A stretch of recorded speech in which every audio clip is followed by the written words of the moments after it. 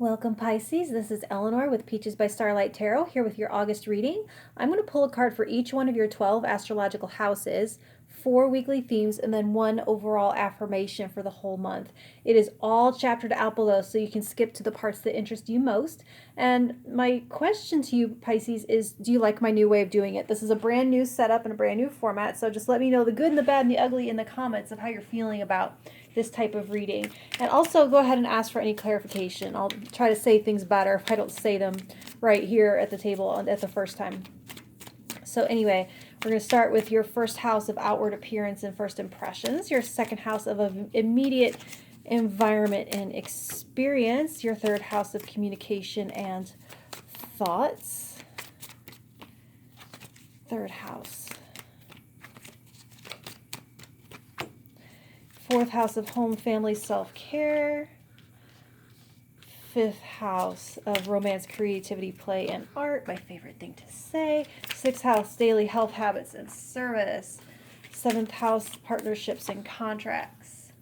Eighth house of, cards are fallen. Eighth house of intimacy and letting go. Ninth house of big picture beliefs, philosophy, and wisdom. 10th house of reputation and legacy. 11th house, connection to the larger groups, to the world, to friends. 12th house, and what is hidden behind the scenes. All right, so let's get your first week. Second week. I'm sorry, bumping the camera. Third week. Fourth week. And then your affirmation for August. All right, I'm going to straighten these cards, take some notes, and I'll be right back. All right, let's start with your affirmation for the month.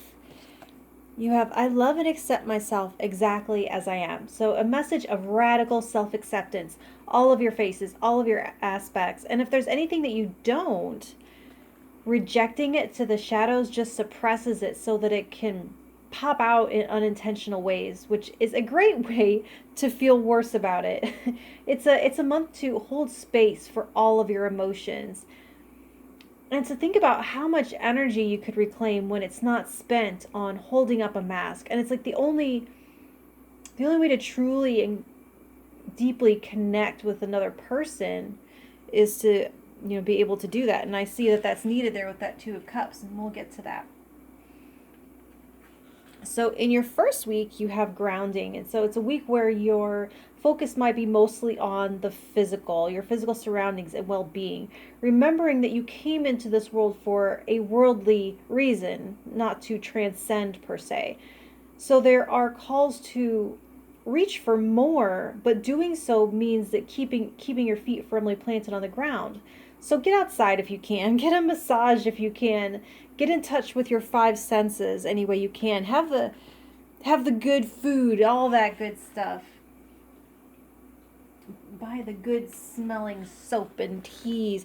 All right, so in your second week, you have the sacred knowledge. And so this is focusing on your ability to see beyond the surface, to see the truth hidden within. So you're cutting through illusions and you're cutting through pretense. This is not actually counter to that grounding energy. It's actually seeing the divinity in the material rather than searching the shadow realms, the mental or emotional realms to find that. It's actually right here in the world. So in your third week, you have insight. And so this is highlighting the shadow work aspect of that, this affirmation. You're going to find half of the truth in your light, but the rest is going to be found when you look into your dark. And so they're saying that this is how you heal and how you become whole. There's a potential shift in consciousness possible at this time, and it also helps you not to judge the darkness in others, to have a greater empathy and a redirection of your attention back onto your own path. And so for your fourth week, you have focus, and the energy should be really supportive for seeing something through, something you're trying to create. It feels like a really deep dive into the nitty-gritty of something, the effort part, the part where you put all of this knowledge and insight into practice. But it's not an energy of force. It's more about getting out of your own way So you're not so self-conscious, or like I said earlier, distracted by holding up that mask that you miss some kind of opportunity. All right, so in your first house of first impressions and appearance, you have the Five of Cups reversed. People can see how hard you're working to make the best of a challenging situation.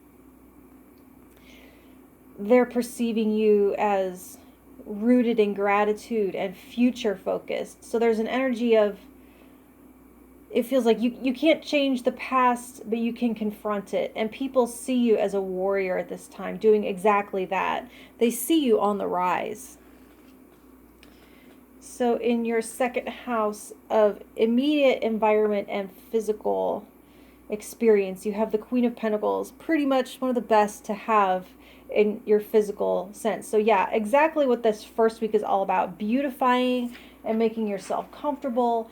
You might be doing some cleaning, some spending on updating your wardrobe, spending on updating furniture.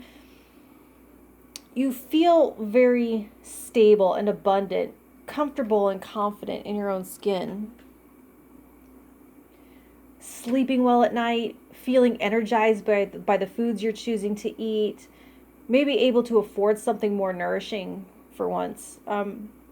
You're really getting in touch with your connection to the earth, and I can see you taking walks and feeling some dirt or sand or water between your toes, followed by a lavender Epsom salt bath and a plush clean towel. It's just like all of those physical sensations are really coming through here.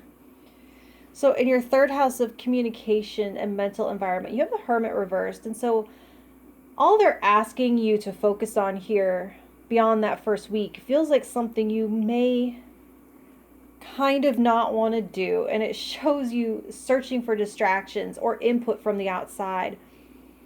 Probably bouncing some of these ideas and concepts off other people to get validation or cosign, or to get getting 5 more tarot readings, hoping, rather than just journal or be in your own company. And they're not at all saying that you have to isolate. Like the Four of Swords didn't come up here anywhere. Actually, on the contrary, but all of this is guiding you inward. And so your answers are inward. You're not going to find inward answers out there, except maybe that first week. You might be able to find some in your physical body or in nature. Yeah, so, yeah, sixth house, that's going to come up. Finding those answers in your physical body, big time. So in your fourth house of family, home, and self-care and lineage, you have the Tower. So all of this shadow work that's indicated in the center is to help you break free. It's a jailbreak for your inner child. So it's mothering yourself the way you always needed to be, nurturing yourself the way you always needed to be, loving yourself the way you always needed to be. This Queen of Pentacles is very maternal. So you're like wrapping yourself up, bundling yourself up in this receptive, nourishing, sanctuarial energy. And all of these aspects of yourself that you've kept locked up in this Tower, they're breaking free to claim the love and acceptance from you that they deserve and to be integrated into the whole self. There is definitely a shattering of illusion with that Tower coming down. So in your fifth house of romance, creativity, play, and art, you do have the Knight of Wands. A very sexy time for some of you. This is casual sex energy, one night stands, dating several people in the open. So do be safe, obviously, be careful, but you could be otherwise dabbling in different art forms. Like not taking serious classes, but like those, parties where you all paint the same picture and you have some wine, or like a make and take class. So it all looks very light and fun and actually well needed to balance out some of this heavier energy. That's just it though. With this Hermit in reverse, it could go from healthy balance, coming up for that air that you actually really need, to just plain old avoidance. So pay attention to that if you can. So in your sixth house of daily health habits and service, you have the High Priestess reversed. Pay close attention in the first and third week especially. Actually, I take that back. The whole month. The first week is very Queen of Pentacles. you're relishing and getting in touch with the physical there. But these other three are very high priestess energy. And she is tied to that hermit energy as well. And they're both in the reverse here. So this feels like a warning alarm that your body is trying to send you, that it could go unheard if you ignore this advice. It feels like it's important to talk things out. Not to get other people's feedback, but to hear your own thoughts re-enter your ears. It's like that's what therapists do more than anything else, is to get you talking so that you can hear yourself. Like I said, there's no reason at all to isolate. Just stay focused on your goal and use your interactions to support you in the process, not as a substitute for the process. If that helps clarify what I'm trying to get at. All right, now, in your 7th house of partnerships and contracts, you have the Two of Cups. You might be the only sign to get the Two of Cups in their reading for August, and everybody looks for that Two of Cups. You're very lucky.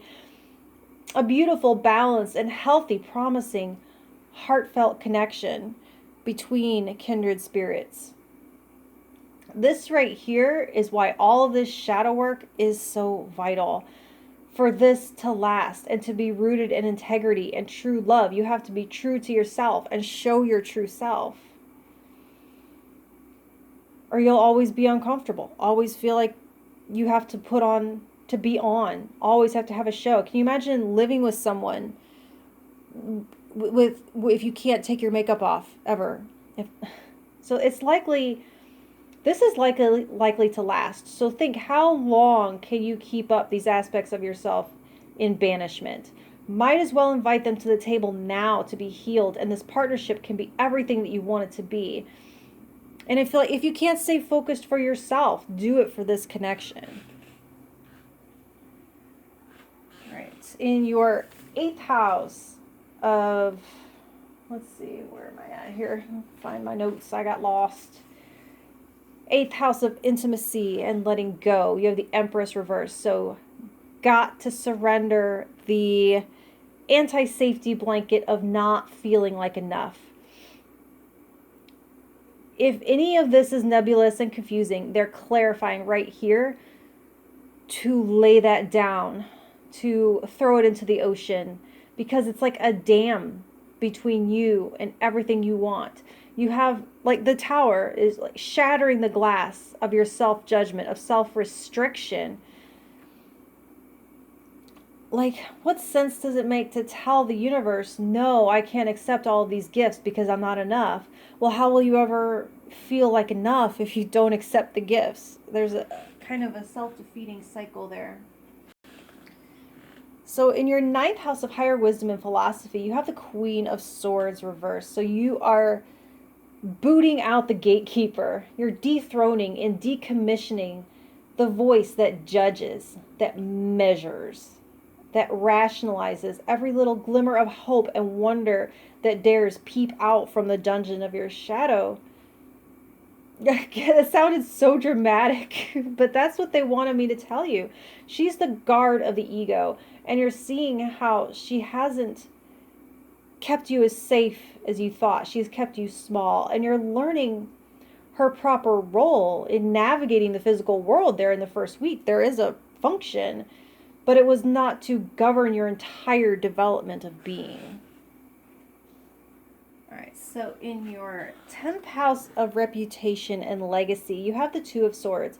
So Two of Swords in your 10th house indicates someone who wasn't motivated or dominated by status or prestige. Someone who kind of stays in their lane and does their own thing and doesn't think too much about climbing any ladders or seeking acclaim. And this is not a negative placement. It's actually pretty awesome if that's being true to who you are through and through. But it's something, if it's something that you chose because of all these dark voices saying that you can't do it, you're not good enough, you have to keep yourself safely in check, we're only going to let the world see this safe, curated version of us, then give that some attention and remember that not making a choice is a choice. Not to be too harsh or anything. So in your 11th house of friends and connection to the collective, you have the Devil. So while this does show a really gorgeous ride or die attitude towards your fellow man, there might be ways that you've sacrificed too much of yourself to serve that belonging and that fitting in. When the devil comes up, I usually talk the longest about it, but I'm feeling like you're getting the picture loud and clear, and that's all I'm going to say on that. So in your 12th house of what's hidden behind the scenes, you have the Ten of Swords reversed. And so underpinning this whole deal is a rescue attempt that your higher self is launching on your behalf. That partnership, I feel, is the catalyst. It's divinely timed. It's divinely contracted. And this feels like a Bill and Ted caper trying to make sure that things come together the way they're supposed to without falling apart before they can even get a chance. The 12th house is your subconscious, and the theme of the month is doing some work to heal and integrate something that's living in there, something that has been slowly dying, like E.T. out. So that's the origin point of this whole mission impossible, to pursue this beautiful relationship, to preserve that beautiful relationship, or to clear the way for it to come in. So that's what I have for you, Pisces, and if it helped in any way, let me know by hitting that like button, and I will talk to you next month. Thank you.